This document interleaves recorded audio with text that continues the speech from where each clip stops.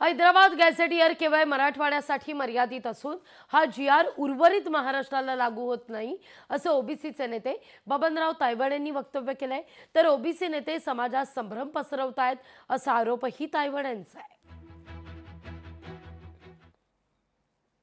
2 तारखेचा जी.आर. जर आपण वाचला तर त्याची सुरुवातच हैदराबाद गॅझेटियर नुसार या शब्दाने झालेली आहे। आणि हैदराबाद गॅझेटियर हे फक्त मराठवाड्यापुरतं मर्यादित आहे। मराठवाड्याच्या बाहेर हैदराबाद गॅझेटियर लागू होत नाही।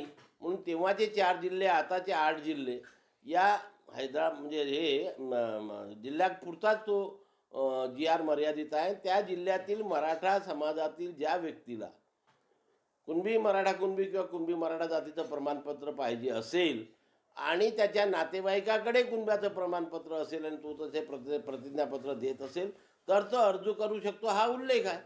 आणि त्याच्यामुळे उर्वरित महाराष्ट्रावरती ज्या जी.आरचा कुठलाही फरक पडत नाही किंवा तो उर्वरित महाराष्ट्राला लागू नाही, अशा वेळेस त्या उर्वरित महाराष्ट्रामध्ये मोर्चे काढून तो रद्द करा हे म्हणणे म्हणजेच ही समाजाची दिशाभूल आहे। नक्कीच संभ्रम पसरवतात ना। आम्ही आधीपासून बोललेलो आहे की बा पहिल्या दिवसापासून आपण विटनेस आहात। मी माझ्या भूमिकेवर तर ठाम आहो की 2 सप्टेंबरच्या शासन निर्णयामुळे ओबीसी समाजाच्या आरक्षणाला कुठेही धक्का लागलेला नाही।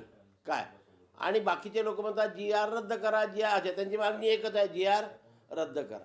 आणि मी वारंवार आपल्याला सुद्धा काय म्हटलं आहे की जी.आर. असो किंवा नसो ओबीसीच्या आरक्षणाला काही धक्का लागणार नाही। आणि म्हणून त्यांनी मोर्चे काढले का नाही काढले का, मग आमची जी मागणी आहे किंवा आमचं जे समाधान आहे त्याच्यावरती काही फरक पडणार नाही। पण काढलेले मोर्चे हे योग्य होते की अयोग्य होते भविष्यामध्ये लवकरच लोकांच्या लक्षामध्ये येईल आणि सत्य परिस्थिती पुढे येईल। ओबीसी नेते समाजात संभ्रम पसरवतायत असं तायवाड यांचं म्हणणं आहे।